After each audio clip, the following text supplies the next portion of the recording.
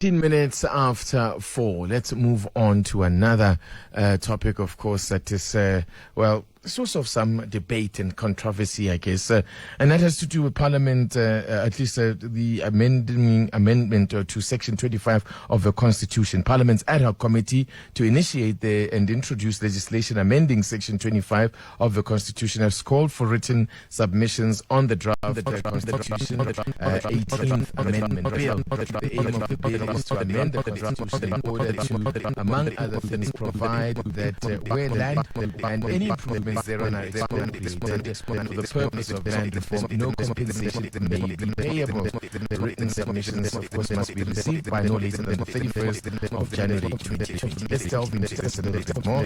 And joining me on the line is the Chief Executive of the Vumelana Advisory Fund, Setou. Good afternoon to you, sir. Thank you very much for your time. Good afternoon to you and your listeners. All right, just very briefly, if you will, tell us about the work that you do as Vumelana Advisory Fund.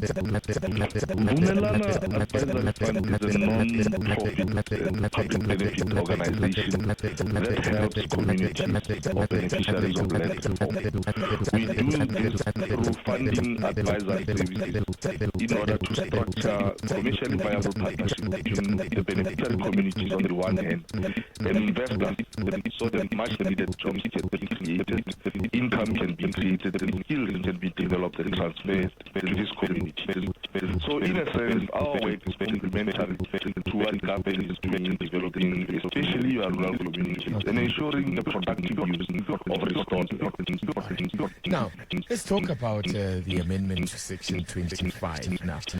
Even if that were to go off relatively smoothly with few hitches, it doesn't necessarily answer all questions pertaining to this piece of legislation. I'd like you to address yourself with you, first of all, to the notion that, in fact, Section 25 itself, there's nothing wrong with it. But the problem has been a failure on the part of the legislators to implement legislation that can allow for the expropriation, for lack of a better word, of Section 25 to allow I think you raised an important point. Maybe an important point one is to highlight that the challenges in setting land reform are well documented. We've had a number of studies done, a number of reports which are already in the public domain, really highlighting where the challenges are and what the challenges of land reform are. And I can go into that a little bit later on. But I mean, to get back to the point that you are raising around Section 25 in particular, if one looks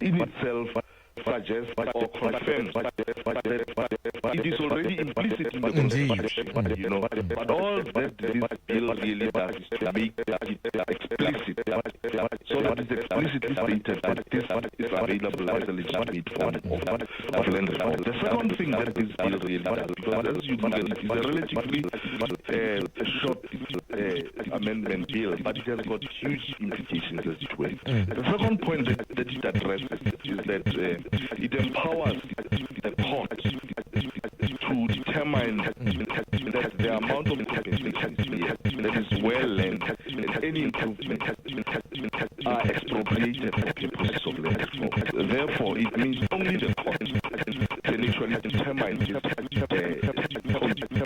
amount of compensation, which is nil, basically zero. That is the second point. The third and most important point, it provides provides that national legislation must be promulgated, which really sets out specific circumstances where a court may determine that the amount of compensation is clear. So if you look at this amendment, it suggests that Parliament must still develop an expropriation act, which would really be clearly stipulating under what circumstances can there be compensation which is regarded as nil, procedures to be followed, and other incidental matters related thereto. So that is why from our side we believe that as part of civic duty for all South Africans, we need to take this process very seriously because it means a lot for us. Talk to us about as well some of the other areas that you've identified. But I mean, the fact of the matter is that we still need, as you say, this expropriation legislation that will actually give further clarity, because we also need to know about which land is acquired, the manner in which land is acquired, and the restitution process, the two areas that require attention. Just expand a bit on that, if you will. Our view is that there is a need to balance the manner in which land is acquired and if you look at the debate around the expropriation of land and compensation, it has to a larger extent question to one of our the important question of what really happens once the land has been acquired and transferred remains largely. And our experience with Vumelana has been that this is where a lot of work is. This is where we need to urgently and meaningfully improve. If we are to improve the lives of our people, particularly those who are beneficiaries of land, we need to make sure that the land that is transferred is made productive. Because unfortunately, in many instances, people lost jobs even when land parcels were transferred to beneficiaries of land, or some of the businesses. So that's the first. The second part of the around is that we believe that the restitution process must be made more efficient so that it does not take too long for the claims to be finalized. As an example, during the first round of the land claims, 90% of the claims were set for financial compensation. This is where your ordinary claimant said, we don't want the land, we want compensation, financial compensation. Now, our view is that this process can be made more efficient so that this kind of matter can be resolved speedily. That's the first angle. The second angle to the land restitution is that your high rates and large scale, including complex claims, have taken decades to resolve. So for us it is important that we need to make sure that we get those skills that are needed to ensure that these claims are dealt with expeditiously, thus saving jobs and continued operation of existing businesses for the benefit of the land beneficiaries. And based on our experience, which is something that we've been doing over the last 5 years, we believe that we need to use experienced transaction advisors to negotiate viable commercial transactions on large and high value claims to ensure that the communities can meaningfully benefit from the land. How does the office of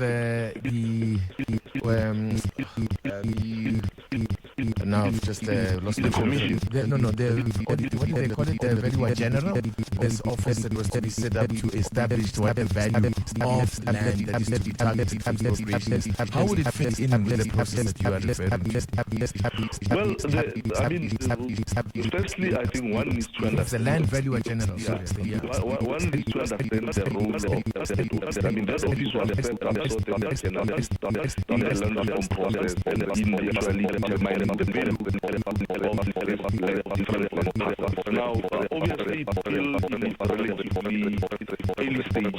So our view as Vumelana is that this was expected the right time. However, that office needs to be capacitated such that they do not end up having backlogs as they currently have. We need to make sure that we introduce the necessary efficiencies in that office so that it can, the general public and the business community can have some level of, traffic in the and some level of independence. Whilst we're talking about some of the issues that needs to be addressed, the issue of resources that are required to support layman community, we have to accept that not unless if we increase resources in order to support land claiming, we can forget about successful land reform, because the fact of the matter is our people have suffered through decades of dispossession. Now, if you give them the land without necessarily giving them the requisite support required, as well as the